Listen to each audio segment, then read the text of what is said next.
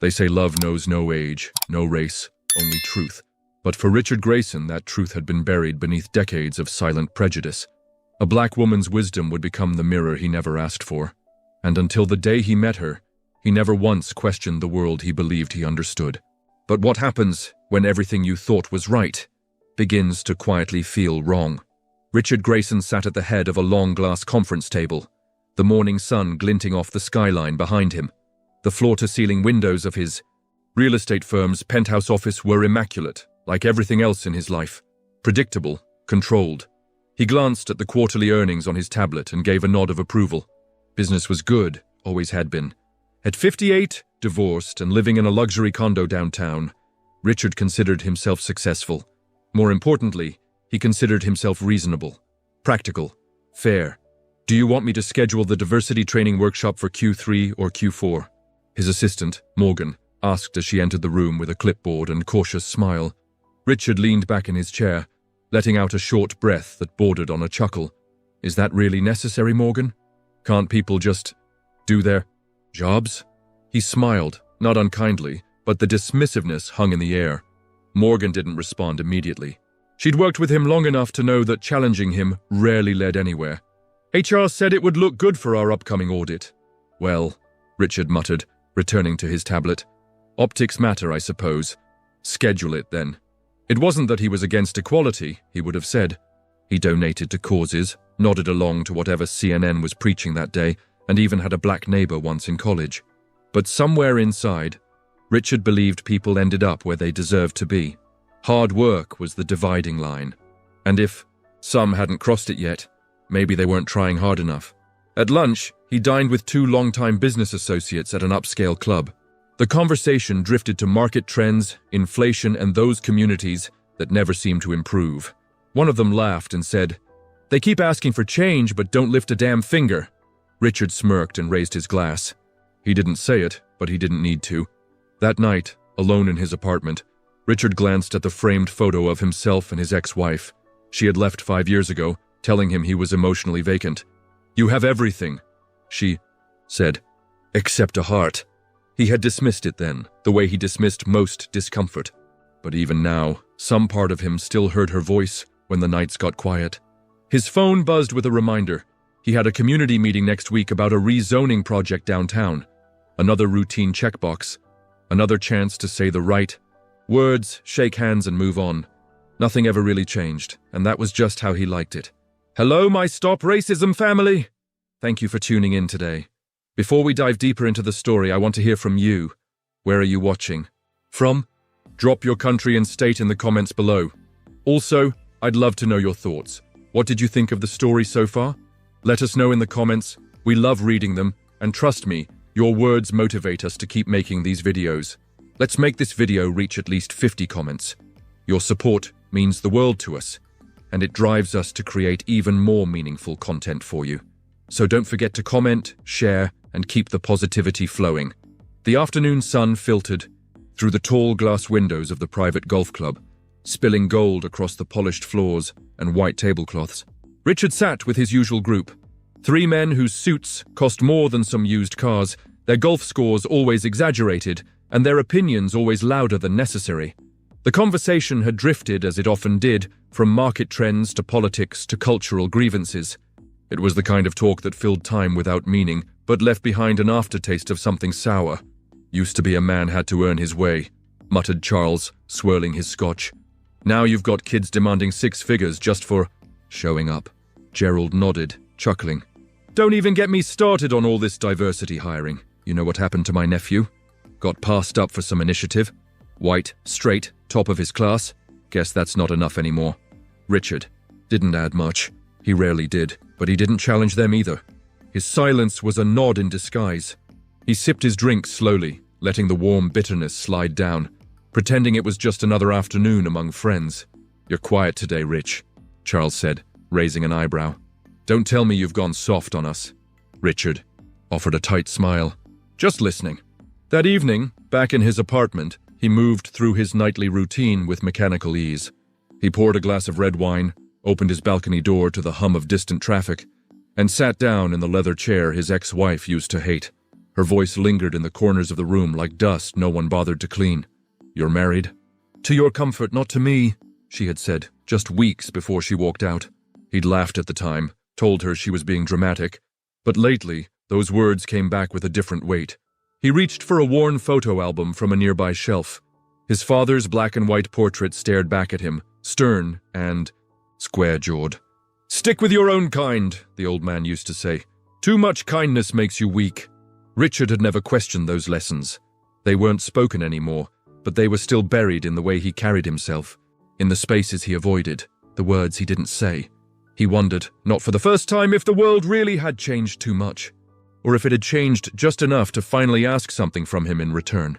The construction site buzzed with the usual background noise, grinding machinery, clipped conversations, and the thud of boots on gravel.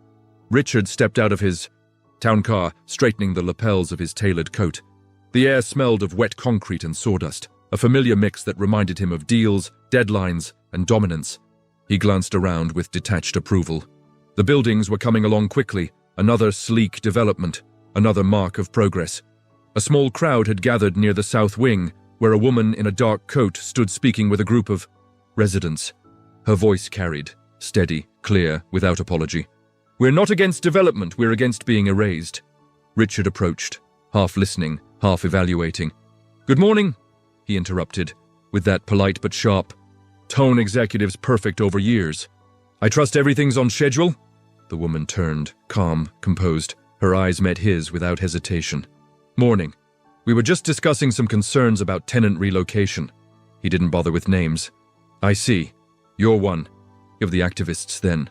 "I'm with the South End Resource Collective," she said, unfazed. "We work with displaced families." "That's admirable," Richard replied, already halfway disengaging. "But sometimes people just don't get what progress looks like." She didn't flinch, she didn't argue, she only nodded once, slow and silent, as if she'd heard it before. The moment stretched between them, not angry but loaded. Them turned and walked away, convinced the interaction was closed. Back in the car, Morgan sat beside him, typing notes on her tablet. That woman, Claudia Green. She was a sociology professor before starting the collective. Richard raised an oseadi eyebrow. "Really? She didn't seem the academic type." Morgan paused. He didn't notice. The silence that followed was thin, like glass just beginning to crack. Something in his own words echoed back with a dull thud. He shifted in his seat, but didn't speak again. Outside the window, the city blurred by. Steel, glass, concrete. He saw none of it. He was thinking of her silence, not the kind that disappears, but the kind that lingers. The kind that tells you the conversation isn't over just because you walked away. The City Hall auditorium hummed with a low, impatient buzz. Folded chairs lined the floor, local officials lined the stage, and concerned citizens filled the air. With tension, Richard adjusted his blazer as he stepped onto the platform. He wasn't new to this kind of event. Public engagement was good PR, even when it was performative. Rezoning discussions were rarely exciting. Numbers, plans, projections, easy to control, predictable. He scanned the crowd as the moderator called the session to order. Then his gaze stopped. Claudia. She sat in the third row, notebook in hand, expression calm but unreadable. Richard didn't recognize her right away. No clipboard, no protest sign. Just quiet presence. It unsettled him more than he expected. An hour into the forum, Claudia stood. "My name is Claudia Green, director of the South End Resource Collective," she said, her voice clear and even. "The current rezoning proposal impacts over 170 working-class families. That's not just data. That's displacement. That's children switching schools, elders losing access to nearby clinics, and mothers forced to work longer hours for longer commutes." Richard shifted in his seat, calculating a neutral response. When his turn came, he leaned into the mic. "We understand these changes are difficult, but we have to focus on progress. Some neighborhoods are overdue for upgrading. This plan brings opportunity." There was a murmur, not quite applause. Claudia stood again, slowly, as if waiting for the room to breathe. "Progress shouldn't mean erasure," she said, her voice as gentle as it was firm. "It shouldn't come at the cost of identity, dignity, or community." The words struck him like cold water, not angry, not loud, just true. Richard glanced around. Eyes were on her, not him. He cleared his throat, tried to add something about compromise, but it fell flat. The moderator quickly moved on. Claudia sat down, her face still, her eyes forward. She hadn't looked at him once after she spoke, and somehow that stung more than any direct challenge would have. As the meeting ended, people filtered out in clusters, chattering. Richard caught a glimpse of her slipping quietly out the side door, coat draped over her arm. She didn't wait for acknowledgement, didn't demand anything. He watched her go. He wasn't offended. He wasn't even embarrassed. He was curious. Something in her presence unsettled the floorboards beneath the foundation he'd spent decades standing on. And for the first time in a long time, he didn't feel certain about what side of the room he was standing on. The evening settled like a weight over Richard's penthouse, the lights of the city flickering far below as he nursed a glass of bourbon. He sat without the television, without music, just the silence and the echo of her voice circling his mind. Progress shouldn't mean erasure. The words hadn't left him since she said them. They weren't delivered with venom or urgency, but they had lodged deeper than any shouted protest ever could. He opened his laptop, typing her name into the search bar almost without thinking. Claudia Green. Dozens of results came up. Articles, interviews, panel discussions, a TEDx talk. He clicked. She stood in a simple dress, her voice calm but commanding, speaking about systemic displacement with the clarity of someone who had lived on both sides of the story. The comments section was overflowing. Praise, resonance, hope. His phone buzzed beside him. "You look like a fool out there," said Charles, not bothering with a greeting. "Maybe," Richard replied. Gerald's voice chimed in next. "She played you. That line. She rehearsed that. It's all a strategy." Richard didn't respond. He stared at the screen, her image frozen mid-sentence, her hands still in motion. He remembered the way the room had shifted when she spoke, the way his authority felt smaller beside her dignity. It was unfamiliar, uncomfortable, and undeniable. "You still there?" Charles asked. "I'm fine," Richard said, ending the call. He leaned back, the leather chair creaking beneath him. Maybe it wasn't her that shook him. Maybe it was how easily she held her truth while he clung to his assumptions. The old lines his father had drawn in his childhood no longer seemed steady beneath his feet. That night, he dreamed of the town hall. Only this time, the room was empty, and her voice filled every corner, louder than before, rising above him.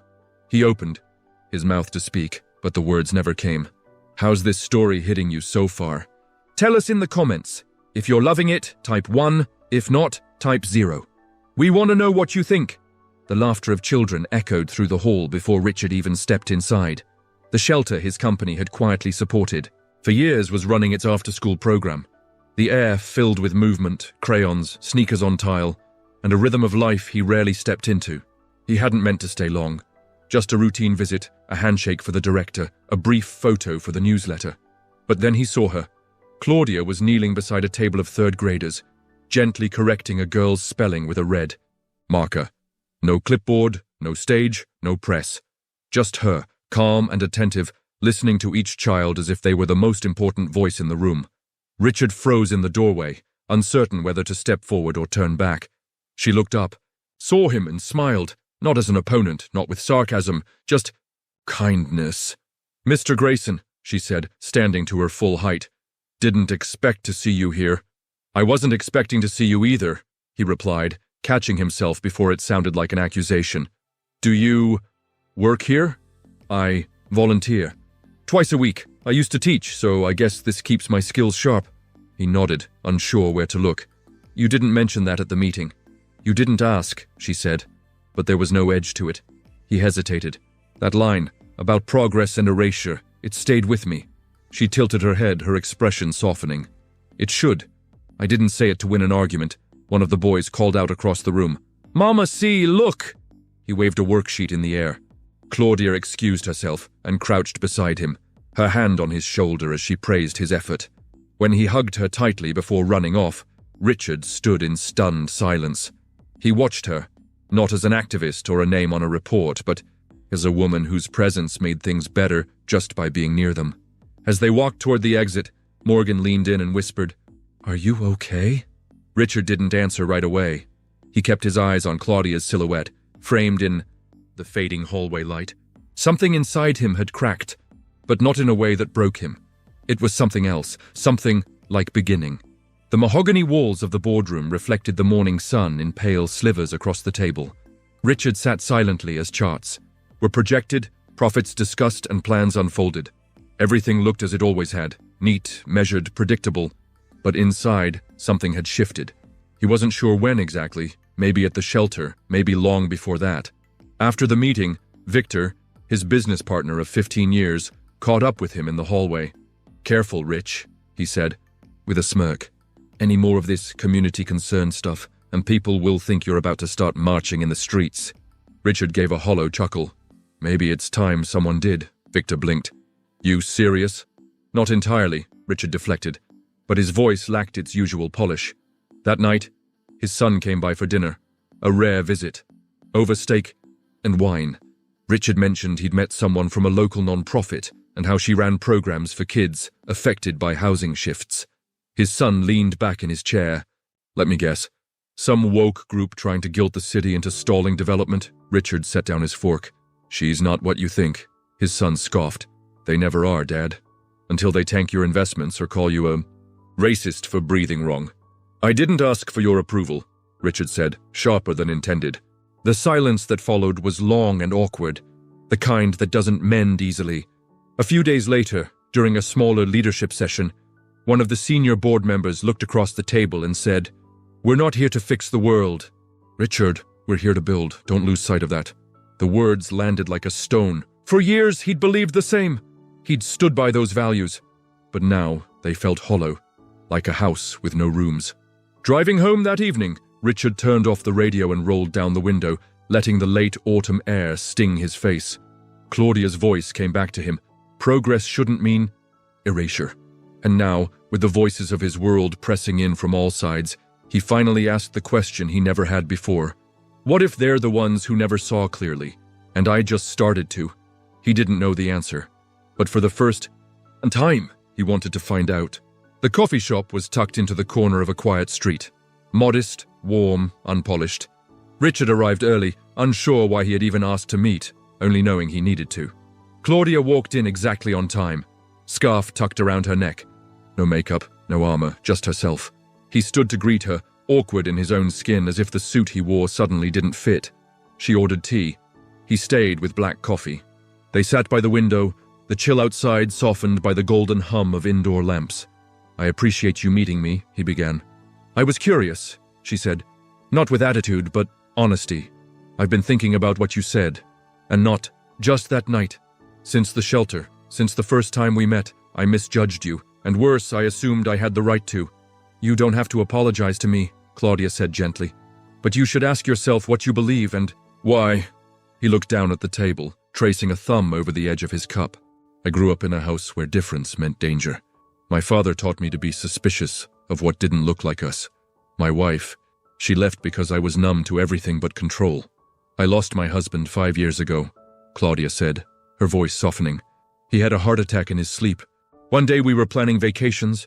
The next I was helping a child with homework alone in the living room. Grief changes everything." He met her eyes. "So does silence." She nodded slowly. "Sometimes silence is how we survive, but other times it's how we stay blind." For a moment, neither of them spoke. The hum of conversations around them faded into a quiet that wasn't empty. It was full. Full of things never said before. Things too long buried. "I don't know what I am without the version of the world I've always leaned on," Richard admitted. "You don't have to know," Claudia said. "You just have to be willing to look beyond it." When they stood to leave, it wasn't dramatic. No handshake, no promises. Just a look. Of two people finally seeing each other without the static of everything they'd once been taught. The council chamber buzzed with quiet tension, the kind that wrapped around necks like a tie pulled too tight. Rows of attendees lined the seats. City officials, business leaders, community activists, each with their side, their stake, their silence. Richard sat at the table reserved for private sector partners, a crisp speech tucked neatly into his folder, typed and printed on thick ivory paper. It praised the developers, promised jobs, and sold the rezoning plan like it was salvation, dressed in steel and concrete. Across the room, Claudia stood in the back, arms crossed loosely. No picket sign, no anger, just presence. Her non-profit had applied for public funding to expand outreach services. A small request, in comparison to the millions being thrown around. It had been denied that morning after a strategic review, orchestrated behind closed doors by a coalition of developers, some of whom Richard had worked with for years. The lead developer took the mic, a polished man with hollow eyes. "While we value community feedback, we have to prioritize vision over emotion. Activism is admirable, but it isn't a business plan. Frankly, many of these proposals are well-intentioned but unrealistic." Richard's jaw tightened. The line was designed to sting, and it landed. He glanced at Claudia. Her expression didn't change. No protest, no reaction. Just that steady quiet he was starting to understand wasn't passivity. It was restraint. The moderator turned to him. "Mr. Grayson, would you like to offer remarks?" He stood slowly. The typed speech trembled slightly in his hand. He looked down at it, then up again, at the room, at the board, and finally at her. She wasn't expecting anything from him. That was what made it harder. He folded the paper in half and set it aside. "I was wrong," he said. "About a lot of things. I came here ready to praise this plan, but I've realized something. Progress isn't about cement. It's about people. It's about preserving the lives we so easily overlook when they're not in our tax brackets or our boardrooms. We can build buildings without bulldozing communities, and if we can't, then maybe we're building the wrong things." Gasps rippled through the room. Someone dropped a pen. One of the developers muttered under his breath. Richard didn't care. He looked one last time at Claudia, and for the first time she smiled. Not wide, not triumphant, just real. It was enough. The night was quiet, the kind that held stillness, like a question. Richard stood outside the community center, the brick facade dimly lit under an aging street lamp. The paper in his hand was creased from where he had folded it again and again, unsure whether this moment would ever come. He hadn't told anyone he was coming. No press release, no photo op, just him. Claudia opened the door herself, surprised but composed. She didn't ask why he was there. He held out the envelope. Plain, unmarked, the edges soft from his grip. She looked at it, then back at him. "What is this?" "A personal donation," he said, "to help keep the programs running, no conditions." "You didn't have to." "I did." She didn't reach for the envelope right away. Her eyes held him for a moment, not in judgment but in recognition. Then finally she took it. "Thank you," she said simply. They sat on the low cement, steps side by side, the hum of the city barely reaching them from the next block over. Neither spoke for a long while. "I used to think writing checks was enough," he said quietly. "That distance made me fair. Now I'm not sure I was ever really giving, just avoiding." "You showed up tonight," Claudia replied. "That counts." There was no ceremony in it, no fanfare, just mutual understanding. It wasn't love, not yet. It was something quieter, something closer to truth. He exhaled and looked up at the stars he hadn't noticed in years. "Would you have done what Richard did? Or walked away? Drop your answer below. This story might just help someone else take a stand too." The backlash came quickly, quiet, calculated and sharp. Richard's name was removed from internal memos. A meeting he'd normally lead was reassigned without warning. At lunch, colleagues spoke to him with polished politeness, but their eyes said something else. The developers he had known for years whispered about how he'd lost focus. Rumors floated that he was planning to retire early, or worse, going rogue. They didn't use the word traitor, but it lingered beneath their tone. He stayed silent through most of it, let it slide, let it bruise, but it stung more than he expected. Then one afternoon, his phone buzzed with a link from a colleague. Live panel, community advocates speak on urban justice. He tapped it open. There she was, Claudia, seated at a panel table in a simple navy blouse, speaking to a crowd of students and reporters. The moderator asked about the recent funding rejection and Richard's role in challenging the board. Claudia didn't blink. Mr. Grayson didn't switch sides. He chose truth. That isn't weakness, it's rare courage, and it deserves more respect than it's been given. The words landed in the room, and through his screen. The moderator leaned in. "You don't think he was simply reacting to pressure?" "No," she said plainly. "He did what most won't. He listened, and he changed. I stand with that." Richard sat still in his apartment, hand to his mouth, watching her speak, not with fire, but with steadiness. She hadn't owed him that. She hadn't needed to speak up, but she did. A moment later, his phone buzzed again. "I saw the video. Proud of you." From his son. Richard leaned back, phone resting on his chest. For once, it wasn't power that protected him. It was belief. And it felt like something he hadn't known he needed until she gave it. The afternoon sun stretched long shadows across the community park lawn as music played softly in the distance. Booths lined the pathway with signs promoting local initiatives, literacy, food drives, youth mentoring. It wasn't flashy. It wasn't televised, but it mattered. Richard walked beside Claudia, their steps slow, unrushed, as the laughter of children carried through the breeze. He didn't wear a suit. She didn't carry a clipboard. Neither of them had come to speak or to lead. They were just present. Two people walking the same direction, for once not from obligation, but understanding. "I heard they renamed the learning room after you," he said with a small smile. Claudia nodded. "I asked them not to." "Of course you did." She looked over at him. "And your company?" "I'm not with them anymore." He didn't sound bitter. "Turns out integrity comes at a price. I paid it willingly." There was a pause, but it wasn't heavy, just quiet. "You okay with that?" she asked. He watched a little boy run past, a painted superhero mask across his face. "Yeah," Richard said. "I think I am." They sat on a bench near the shade of an old oak tree. A girl from the shelter sprinted toward Claudia, squealing with joy, throwing herself into her arms. Claudia held her, laughing, brushing a hand through her curls as the child leaned into her side. Richard didn't look away. Not this time. He didn't see a woman who had challenged him. He saw the person who had opened his eyes when no one else dared to. The person who didn't need to be louder than him to teach him something louder than words. I used to think wisdom came from degrees, or dollars, he thought. Turns out, it came from a woman who listened more than she spoke, and reminded me that love, truth, and dignity have no color, and certainly no expiration date. For the first time in years, Richard didn't feel like he had to prove anything, to anyone, not even to himself. He simply sat, still and steady, beside a woman who had once held a mirror to him and never looked away.